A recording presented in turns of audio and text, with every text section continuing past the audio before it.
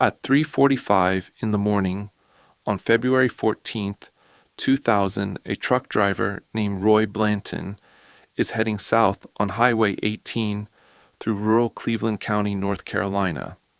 The road is empty.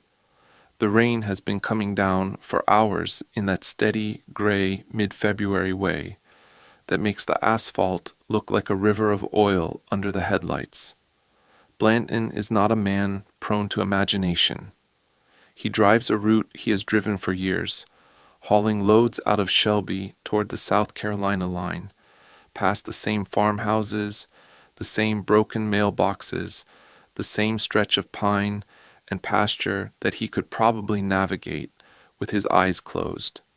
He knows which curves fool the eye at night, which shoulders soften after a hard rain, which mile markers still have their reflective paint. And on this particular night, somewhere between the town of Shelby and the little community of Falston, he sees something that will follow him for the rest of his life. A child, on the shoulder of the highway, walking, not running, not flagging him down, not hurt, not screaming, not lost in the way a lost child usually looks, just walking in the dark, in the rain, with a small backpack strapped tight over her shoulders. A little girl, maybe 9 years old, in a white shirt. The shirt is soaked through and clinging to her frame.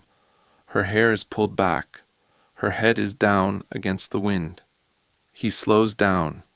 He tries to make sense of what he is seeing. His CB radio is quiet. His wipers are on the fastest setting, and still not fast enough.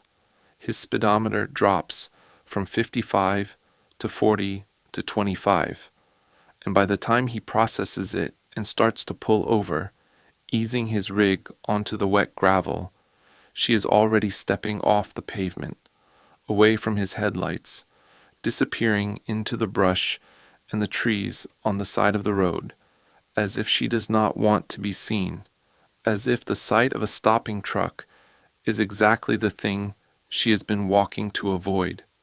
He would later tell investigators he thought about turning around. He thought about it for miles. He did not. He kept driving south, telling himself an adult had to be nearby, telling himself he had misread the shape, telling himself he would call it in at the next stop, and then forgetting to, because the mind at 4 a.m. on a rainy road will bargain with itself to keep moving. And in the 14 years that followed, and then the 24, and then the years that keep on stacking up, that decision has never stopped being one of the most examined moments in the history of missing persons cases in the state of North Carolina, because the little girl in the white shirt on Highway 18 was never seen again. Her name was Asha Degree. She was 9 years old. She stood about 4'6", weighed about 60 pounds, and had 2 missing front teeth and a shy smile that showed them.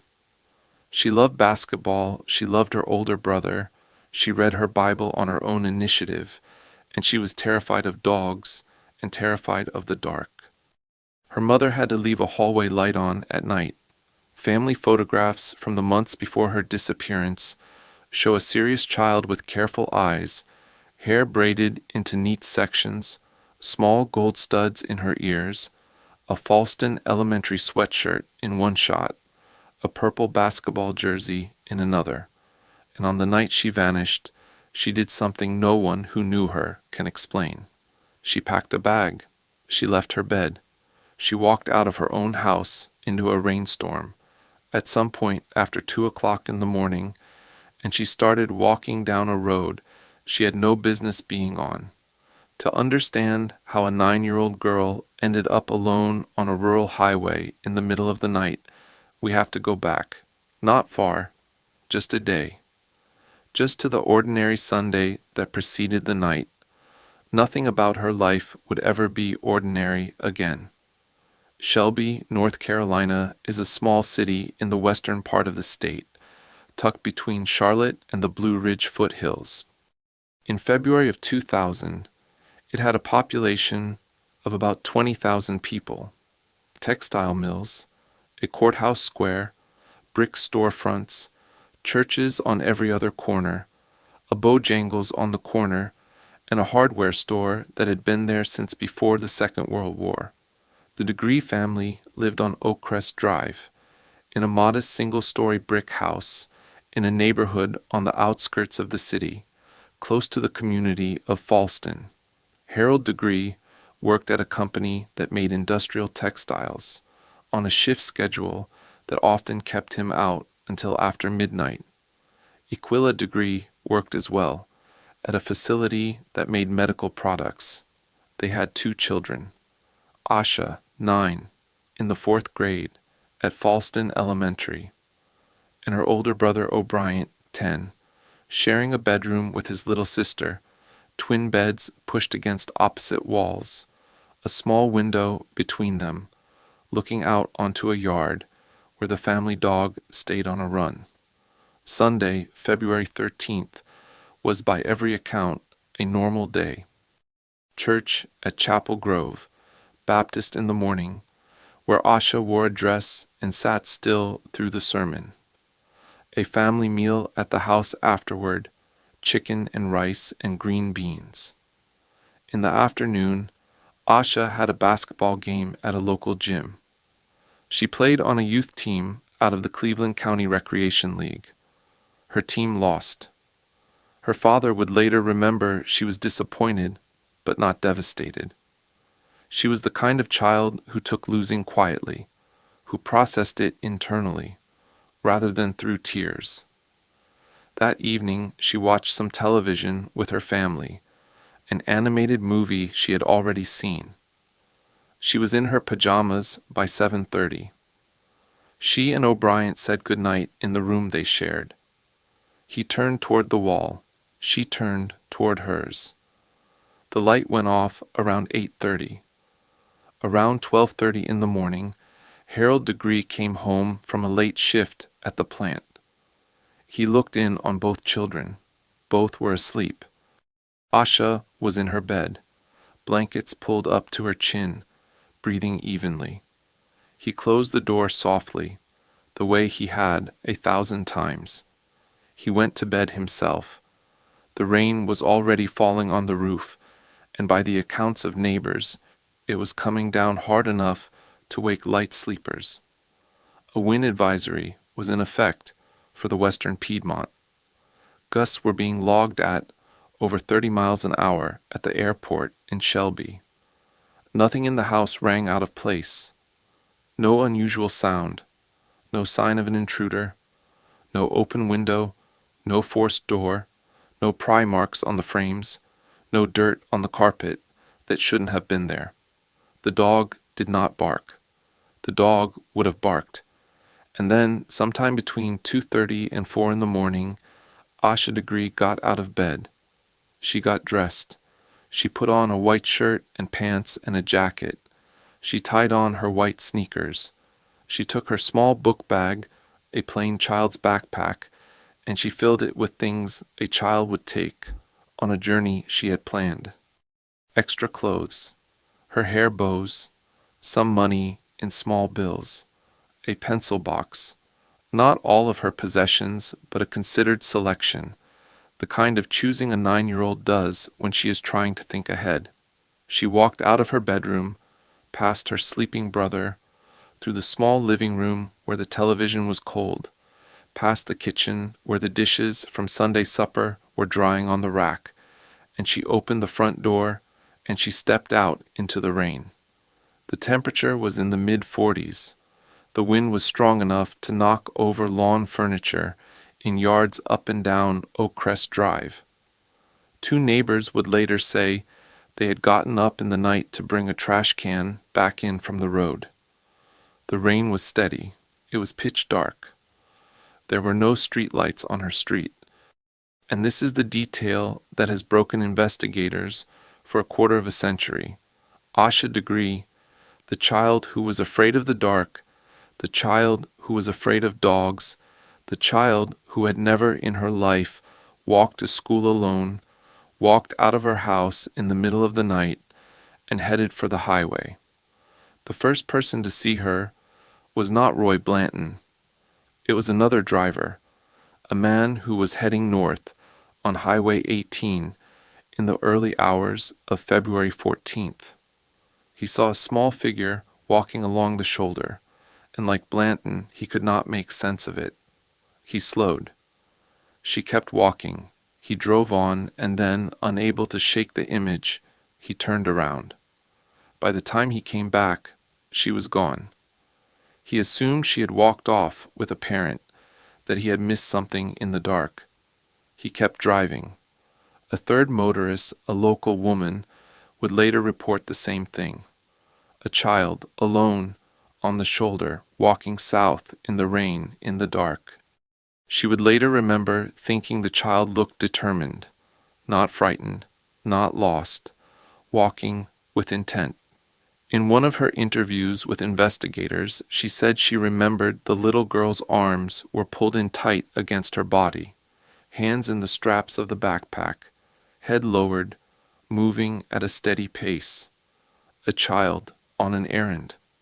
By 6:30 on the morning of February 14th, Asha Degree went to wake her children for school.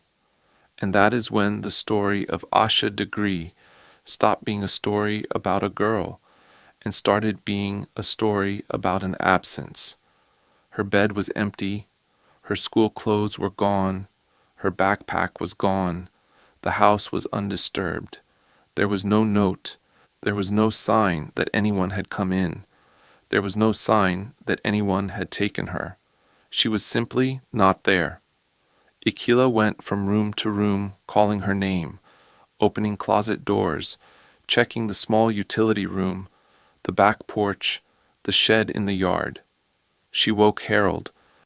She woke O'Brien, who sat up in confusion, still half asleep, and could not tell her when he had last heard his sister move. He would say only that when he went to sleep, she had been there. He would say it over and over for the rest of his life. Harold Degree called the Cleveland County Sheriff's Office at approximately 6:45 that morning. Within an hour, deputies were at the house. Within 2 hours, an initial search was being organized. By that afternoon, the Federal Bureau of Investigation had been notified, and the case had escalated to something none of the local investigators had ever handled at this scale. A child missing under circumstances that did not fit any known pattern. Not a custodial abduction, not a runaway of the usual kind, not, at least on the surface, a stranger abduction. Something in between, something that did not fit. The search that followed was at the time one of the largest ever conducted in the state of North Carolina. Hundreds of volunteers, and eventually more than 1,000, walked the fields and the woods along Highway 18. Helicopters from the State Highway Patrol flew low over the pines. Bloodhounds were brought in from 3 counties. Divers went into the ponds along Falston Road. Cadaver dogs and their handlers worked the drainage ditches. Neighbors formed grid teams in fluorescent vests handed out by the sheriff's office. The community of Shelby stopped functioning as a community and became for weeks a search operation. Local factories let workers off their shifts to join the lines. Churches ran round-the-clock kitchens out of their fellowship halls, feeding searchers coffee and sandwiches at 3 a.m. A local radio station read her description on the hour, every hour for days. And within the first few days, they started finding things. A number 2 pencil, a Mickey Mouse hair bow, still tied in a ribbon, a green marker, a starburst wrapper, small objects scattered along the shoulder of Highway 18, moving south from the Degree home. Each item was photographed in place, a small numbered marker set beside it. Each was flagged. Each was bagged into evidence. And then, about a mile and a half from her house, at a metal storage shed behind a business called Turner's Upholstery, investigators found something that reframed the entire case. Footprints in the mud outside the shed door, wrappers and a few of her personal items inside, and clear evidence that Asha, or someone Asha's size, had taken shelter there during the storm. It was, by the physical evidence, the last place she was known to have been. The shed sat set back from the road, hidden by a stand of trees, invisible from passing cars. A 9-year-old walking down Highway 18 in the middle of a rainstorm would not have found it by accident. That fact, more than any other, became the piece of the puzzle that investigators could not stop turning over. Either she had been there before, or someone had shown it to her, or she had followed someone who knew it was there. None of the options were comforting. Around 6:40 in the morning, a witness in the shed area reported seeing a green car in the vicinity, a boxy old sedan with rust along the wheel wells, idling or moving slowly near the tree line. The detail was noted, filed, and would only take on its full significance 16 years later. From the shed, the trail went cold. The rain washed away whatever else might have been left. And the physical evidence of Asha Degree, the little girl who was afraid of the dark and afraid of dogs, ended in a muddy shed a mile and a half from her front door, at some point in the early morning hours of Valentine's Day. The first theory was the simplest, and it was also the one investigators wanted least to be true, that she had run away on her own for reasons no one in her family understood, and that she had met with an accident. Perhaps she had drowned in a creek, swollen by the rain. Perhaps she had been struck by a car, and the driver had panicked and dumped her body. Perhaps she had wandered into the woods and become lost and succumbed to the cold. The night temperatures dipped low enough that a small child in wet clothes would have been in danger of hypothermia within hours. But there was a problem with the accident theory. If Asha had drowned or been hit by a car or died of exposure, her body should have been found. And it was not. Not that day, not that week, not that month, not in any of the months that followed. Search teams walked every inch of ground within a 5-mile radius of the shed. They dragged the ponds with grappling hooks. They cut back the underbrush along both sides of Highway 18. They walked riverbanks. They pulled apart abandoned outbuildings. They walked the shoulders of every side road within 10 miles. They found nothing that belonged to her. The second theory was that someone had picked her up, voluntarily or otherwise, that in the moments after she left the shed, a vehicle had stopped, and either she had gotten in willingly or she had been forced. The problem with that theory was the timeline. Asha was seen walking on the highway between 3:30 and 4 in the morning. The shed was reached shortly after. If she had been picked up on the highway, why would her belongings continue to appear farther south, past the shed? And if she had been picked up after the shed, by whom, on a rural road, in the middle of the night, with no witnesses beyond 3 passing motorists who kept driving? Investigators canvassed every registered vehicle owner within 20 miles. They interviewed truck drivers who had been on Highway 18 that night, pulling logbooks and fuel receipts to reconstruct who was where. They interviewed sex offenders in a 50-mile radius, some of them twice, some of them 3 and 4 times. They interviewed teachers, coaches, neighbors, relatives, everyone Asha had ever spoken to. The FBI ran profiles. Behavioral analysts at Quantico spent months trying to understand what could have made a 9-year-old girl leave her bed in the middle of the night, dress herself, pack a bag, and walk out into a rainstorm. Because that, more than anything, was the question that would not die. She had not been dragged out of her bed. She had left her bed. She had chosen, in some sense, to go. And a child who chooses to go at 3 a.m. in a February storm is a child who has been influenced by something, by someone.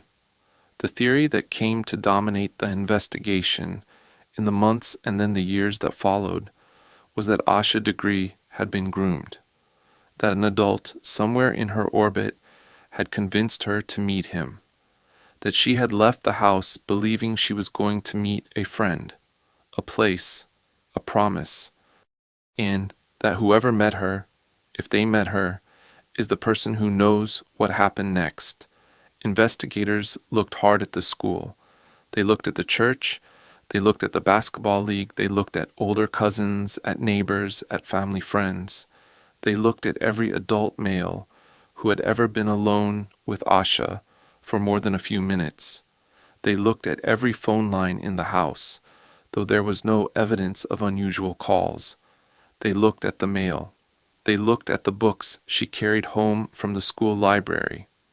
In one of the odd, small details that has haunted the case, one of the books she had recently checked out was a young reader's novel in which a child sneaks out of the house at night to meet someone. Investigators tried and failed to determine whether that was coincidence or something more. They pulled her school notebooks and read every page. They looked for a name written and crossed out, a doodle repeated, a phone number in the margin. They did not find one. Then, on August 3rd, 2001, 18 months after Asha disappeared, a construction worker in Burke County, North Carolina, about 26 miles north of Shelby, was clearing brush along a wooded stretch of road when he found something buried in a black plastic contractor bag. He pulled it out. He opened it. And inside, wrapped in the plastic, were Asha Degree's belongings. Her book bag, her books, some of her clothes, some of the items she had packed on the night she disappeared. The location was miles from where she had last been seen. It was in the opposite direction of where her belongings had been dropping, along Highway 18. Someone had taken her bag, wrapped it carefully, driven it north, and buried it in the woods. Someone who did not want it found. And the burial itself suggested something the investigators had already begun to suspect. Whoever had Asha or whoever had encountered Asha on that highway had known enough to hide the evidence. This was not a random accident. This was a person and a plan. The bag became the first hard physical evidence the case had produced in a year and a half. Every fiber was tested. Every hair was analyzed. Every fingerprint was pulled. Latent prints were sent to the FBI lab in Quantico. Trace evidence was cataloged and stored. And for reasons that have never been fully disclosed by the FBI, the results of that testing became the foundation of the next 20 years of the investigation. The Bureau has said more than once that they have DNA.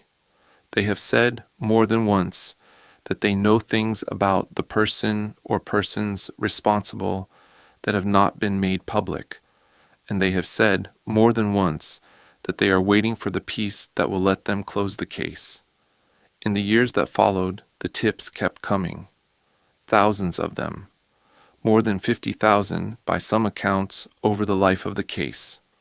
Every unsolved child case in the region was compared. Every convicted predator in the state was cross-referenced.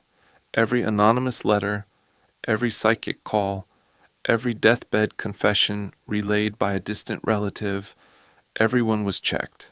Asha Degree's face, frozen at 9 years old with her missing front teeth, became one of the most recognized missing children's photographs in the American South. Age progression images were released at 11, at 15, at 18, at 21, at 25. Each one showed a woman who did not exist, because the girl in the original photograph had not been seen by anyone since she stepped off the shoulder of Highway 18. Her parents did not move. Harold and Aquila Degree stayed in the house on Oakcrest Drive. They kept her bedroom the way she had left it, the same twin bed, the same stuffed animals, the same posters, waiting. They spoke publicly year after year, at press conferences and vigils and anniversaries, asking for anyone with information to come forward.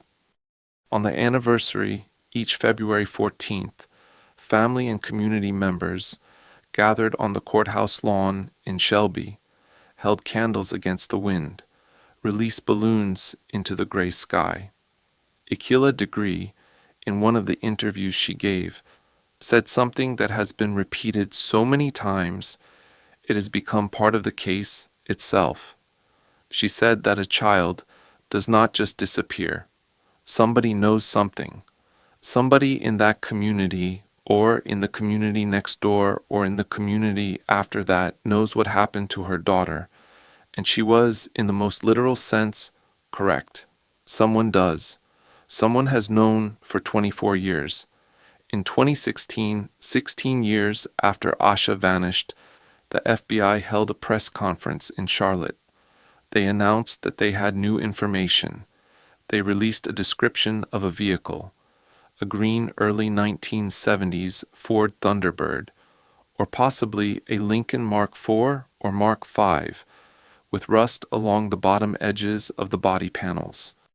They said they believed this vehicle had been in the area on the night Asha disappeared.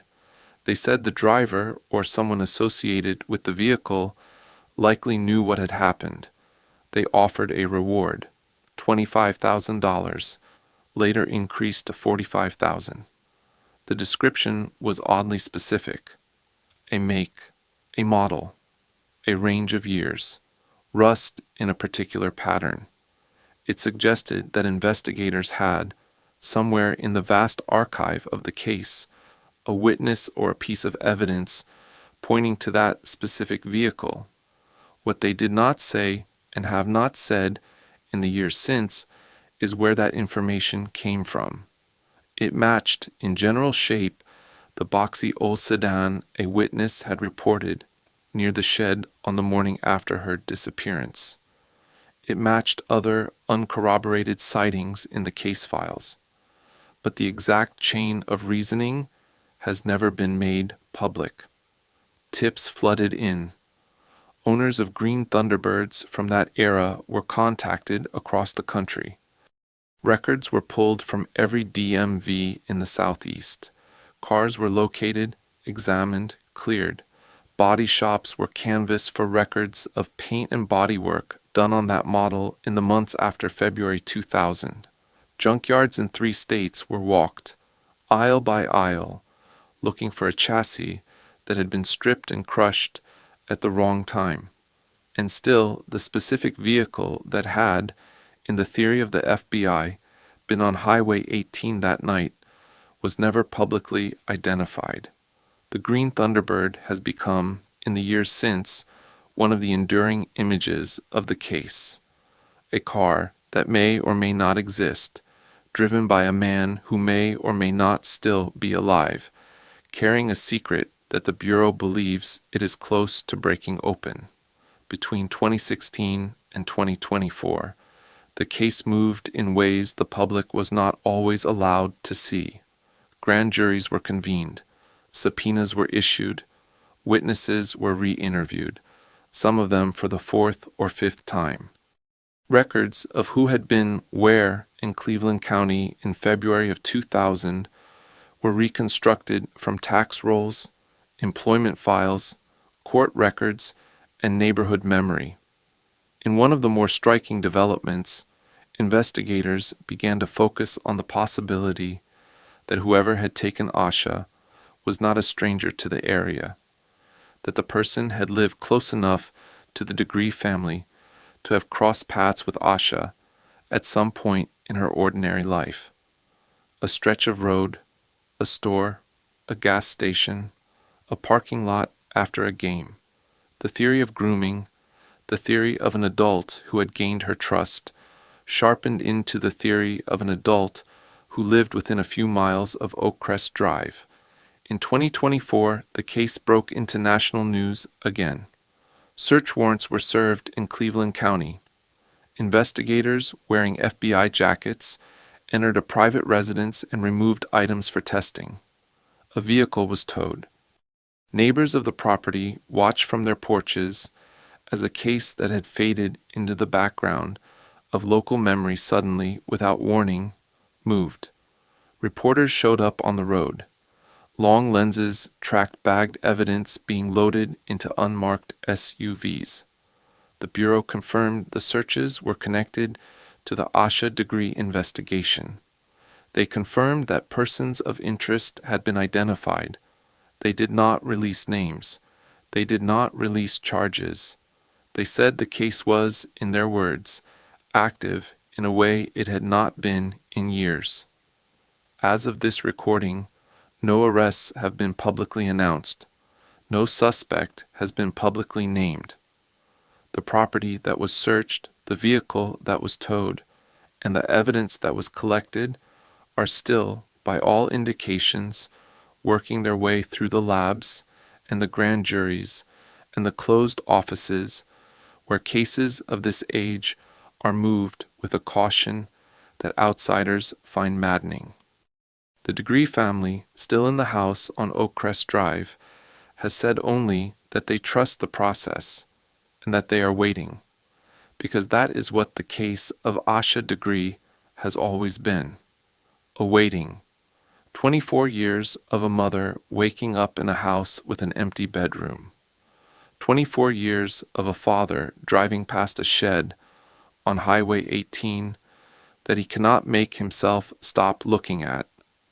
24 years of a brother, now a grown man in his 30s, remembering the last night he shared a room with his sister and trying to understand why he did not hear her leave. The questions that were unanswerable in the first week of the investigation are still, in most cases, unanswerable now. Why did Asha leave? What did she believe was waiting for her? Who did she think she was going to meet? Was she groomed by someone she knew? Was she convinced by a voice on the other end of a telephone?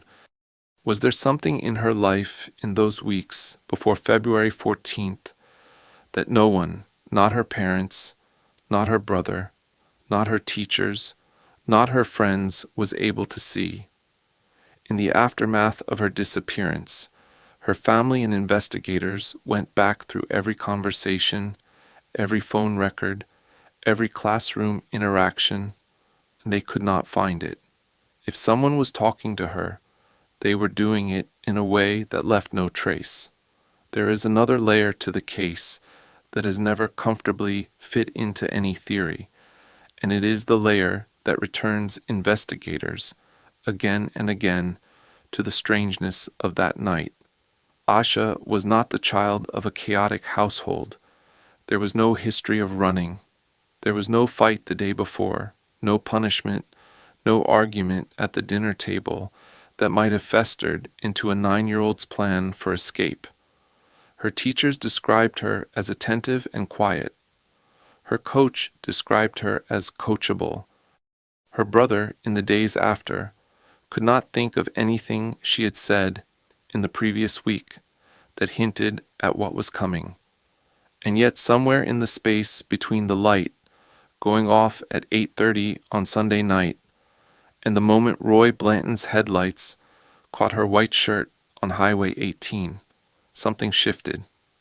She sat up. She dressed in the dark. She packed. She walked past her sleeping brother without waking him. She let herself out through a door she had been told 1,000 times not to open at night, and she headed towards something she believed was waiting for her, in the rain, on a road she had never walked before. That is the shape of the case that has held investigators for 24 years. Not the shape of a random abduction, not the shape of a runaway, the shape of a child moving toward a meeting. The Mickey Mouse hair bow found along the shoulder of Highway 18, the candy wrappers in the shed, the pencil in the wet grass, the book bag buried 26 miles north, wrapped in black plastic, waiting for a construction worker to find it a year and a half later. The green Thunderbird described by the FBI in a press conference 16 years after the fact. The search warrants of 2024. These are the objects around which the case is built. They are the pieces of a puzzle that has never quite formed a picture. And in the middle of that puzzle is a 9-year-old girl in a white shirt, walking south on a rural highway at 3 a.m. on Valentine's Day, in the rain, in the dark, alone. A child who was afraid of the dark. A child who was afraid of dogs. A child who had never walked to school by herself, walking with what witnesses described as intent towards something none of them could see. Roy Blanton, the truck driver who saw her last, died some years after the case went cold. He never stopped talking about the girl on the highway. He never stopped saying that he should have turned around. In the interviews he gave, he described a moment that took less than 15 seconds. Headlights, a child, a backpack, a step off the pavement, gone. He described replaying it in his head every night for the rest of his life and trying to see, in the brief instant she was inside his headlights, some detail he had missed. Someone in the trees behind her, a vehicle parked on the shoulder ahead, a face, a hand, anything that would explain what she was walking toward. He said he never saw anything else, just the child and the road and the dark on either side of it. The case of Asha Degree remains open.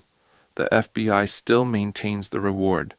The tip line is still active.